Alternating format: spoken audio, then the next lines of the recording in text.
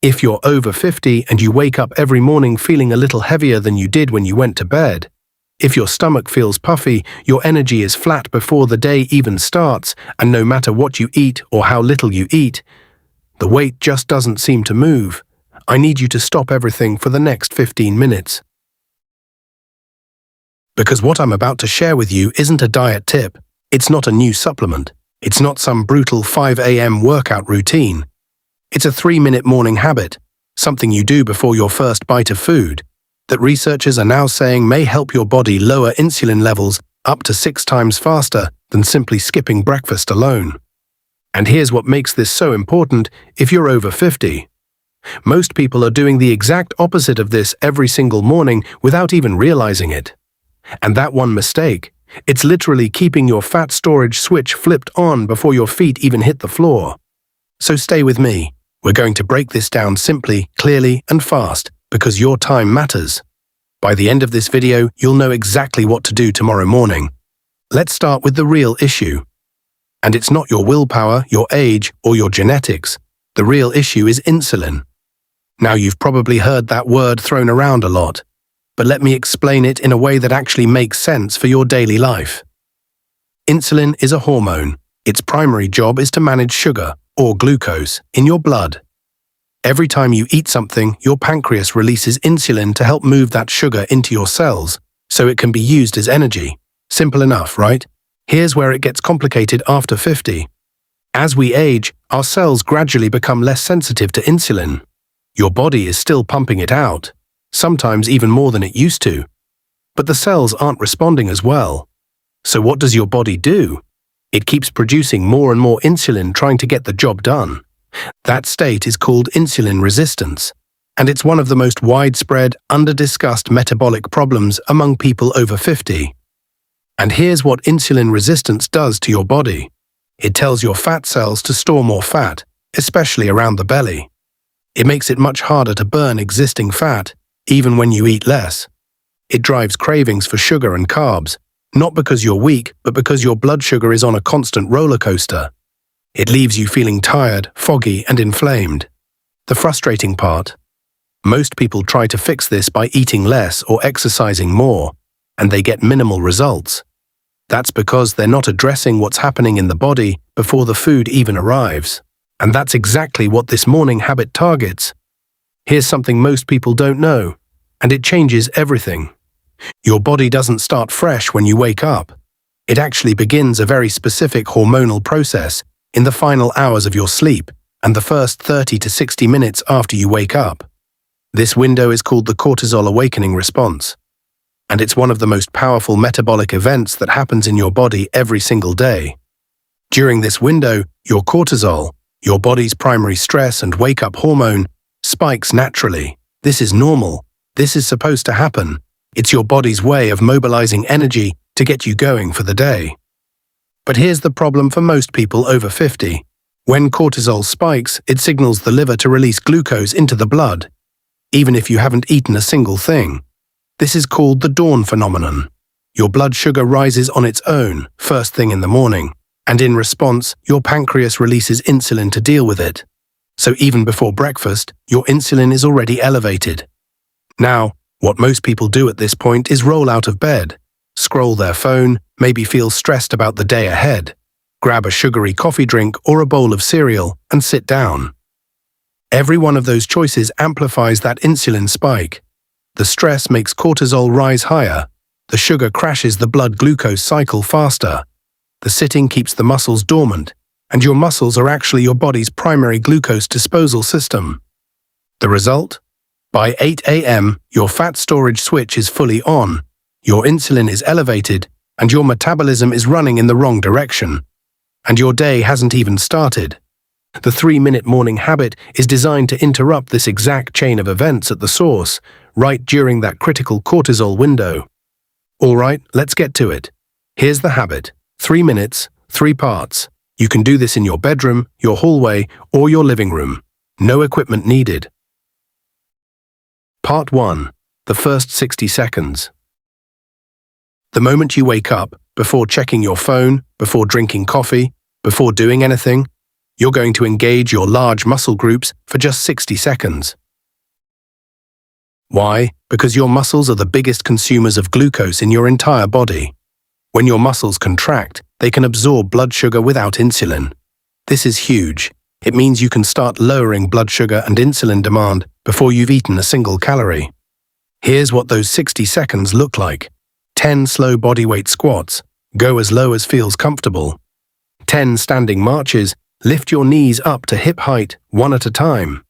10 gentle calf raises. Rise up on your toes, lower back down slowly. That's it. You're not sweating. You're not working hard. You're simply waking up your muscles so they can start doing their job, clearing glucose from your blood. Research published in journals studying post-50 metabolic function consistently shows that brief bouts of muscle activation in the morning have a meaningful effect on fasting insulin levels over time. We're not talking about a marathon. We're talking about 60 seconds of intentional movement. Part 2. The next 60 seconds, controlled breathing. Now that you've activated your muscles, you're going to calm your cortisol. Remember, cortisol is already elevated in the morning. A little bit is fine. Too much drives insulin higher and puts your body in fat storage mode. The fastest, most evidence-backed way to regulate cortisol in real time is through slow, controlled breathing. Here's the technique. It's called box breathing, and it takes 60 seconds. Breathe in through your nose for 4 counts. Hold at the top for 4 counts. Breathe out through your mouth for 4 counts. Hold at the bottom for 4 counts. Repeat this 4 times. That's your 60 seconds. What's happening during those 60 seconds? Your vagus nerve, the master regulator of your nervous system, is being activated. Your body is shifting from a stressed, reactive state into a calm recovery state. Cortisol drops, inflammation decreases, and your insulin sensitivity, your body's ability to respond to insulin without needing as much of it, improves. This isn't just theory. Studies on controlled breathing consistently show measurable changes in cortisol levels in as little as 5 minutes. We're compressing that into one focused minute right at the start of your day. Part 3. The final 60 seconds, hydration protocol. The last step is simple but surprisingly powerful. You're going to drink 16 ounces of water, room temperature or slightly warm, with one specific addition: a 1/4 teaspoon of sea salt or pink Himalayan salt, or a squeeze of fresh lemon juice. Here's why this matters. When you sleep, you're in a mild state of dehydration by morning. Even mild dehydration increases cortisol. It thickens your blood. It slows down your body's ability to transport nutrients and clear waste products, including the byproducts of fat metabolism. The salt or lemon does something specific. Salt helps your body actually absorb and retain that water at the cellular level, especially important for people over 50 whose kidney function naturally changes with age. Lemon juice, on the other hand, may help alkalinize your system and has compounds that research suggests can support insulin receptor sensitivity. You drink the water slowly, take the full 60 seconds, don't chug it. By the time you've finished this 60 seconds, you've activated your muscles, calmed your cortisol, and hydrated your cells. Your insulin system is now primed in the right direction. Total time, 3 minutes. Hey, quick pause right here. If this is already making sense to you, if you've been that person who does everything right and still can't shift belly fat, hit the like button right now. Not for me. As a marker for yourself, a signal that this is information you're going to actually use. And if you haven't subscribed yet, do it now. Because we're about to cover something even most health professionals don't talk about when it comes to insulin and aging. Now, you might be wondering, why do I keep saying 6 times faster than skipping breakfast alone? What does that actually mean? Let me put this in perspective. Intermittent fasting, which is basically going a longer period without eating, often by skipping breakfast, has real benefits for insulin. When you don't eat, your body doesn't need to produce insulin to manage incoming food. Over time, this gives your system a break and can improve insulin sensitivity. But here's what intermittent fasting doesn't address. It doesn't address the cortisol spike that already raised your blood sugar while you were sleeping. It doesn't engage your muscles to dispose of that fasting glucose. It doesn't repair your body's cellular hydration which affects how efficiently insulin can do its job. So someone who skips breakfast but lies in bed scrolling Instagram, stress elevated, cortisol high, muscles inactive, dehydrated, is still spending those morning hours with their fat storage switch partially on. The 3-minute habit doesn't replace fasting if you practice it. It makes fasting exponentially more effective, and even for people who aren't fasting, it creates a hormonal environment in the morning that makes whatever you eat afterward much easier for your body to handle. That's where the 6 times figure comes from, not from one single study, but from the cumulative, synergistic effect of addressing 3 separate metabolic factors simultaneously: muscle glucose uptake, cortisol regulation, and cellular hydration. When do you stack those 3 together in that critical morning window? The results compound dramatically compared to dietary timing alone. Let's zoom out for a moment and talk about why this matters specifically for people over 50. Because your body in your 50s, 60s, and 70s is genuinely different, and the standard health advice often doesn't account for that. After 50, several major metabolic shifts happen at the same time. Number 1, muscle mass declines. After 40, the average person loses 1 to 2% of their muscle mass per year. By 55, that can add up to a 15 to 20% reduction. And since muscle is your body's primary glucose disposal system, less muscle means more sugar staying in the blood, and more insulin needed to manage it. Number 2, mitochondrial function decreases. Your mitochondria are the energy factories inside your cells. As they age, they become less efficient at burning fat for fuel and more dependent on glucose. This makes blood sugar swings more dramatic and recovery from those swings slower. Number 3, sleep quality changes. People over 50 typically get less deep, restorative sleep, which directly worsens insulin sensitivity. Poor sleep alone can raise fasting insulin by 20 to 30% the next day. And this creates a vicious cycle. High insulin disrupts sleep, which raises insulin further. Number 4, hormonal shifts. For women, menopause brings a dramatic drop in estrogen, which previously helped protect insulin sensitivity.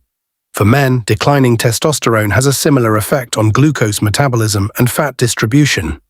The 3-minute morning habit doesn't solve all of these in isolation, but it directly counteracts the most damaging one: the morning hormonal environment. And because morning sets the hormonal tone for the next 12 to 14 hours, getting it right ripples through your entire day. Now, a lot of people ask, okay, after I do this habit, what do I eat? Great question, because the morning habit primes your metabolism, but the first meal of the day can either keep that momentum going or immediately undo it. Here's the golden rule: protein and fat before carbohydrates. If you eat carbohydrates, bread, fruit, oatmeal, cereal, as your first food of the day, they convert to glucose quickly and trigger an immediate insulin spike. That insulin spike signals fat storage before your body has had a chance to shift into fat-burning mode. If instead you eat protein and healthy fat first, you accomplish several things. You blunt the insulin response from anything else you eat. You trigger glucagon, insulin's counterpart, which helps mobilize stored fat for energy. You keep yourself satiated for longer, reducing mid-morning cravings. You protect and support muscle maintenance, crucial after 50. A great first meal after this habit: 2 to 3 eggs cooked in olive oil, protein plus healthy fat. Half an avocado, healthy fat plus fiber plus potassium for electrolyte balance. A small handful of walnuts or almonds if you want extra energy. Black coffee or green tea if you drink caffeine. Both have compounds that may support insulin sensitivity. Keep it simple. You don't need a complicated meal. You need a strategic one. Look, your body is not broken. Your metabolism is not your enemy. It's just operating in a system that no one ever explained to you. And that system responds powerfully when you give it the right signals at the right time. 3 minutes. That's all this takes to start sending your body a completely different message every single morning. If you found this helpful, do me one quick favor. Hit the like button right now. It genuinely helps more people over 50 find this information. And if you're not subscribed yet, subscribe right now and hit that notification bell, because every week we drop new content on metabolism, hormones, and what actually works after 50. No fluff, No fads.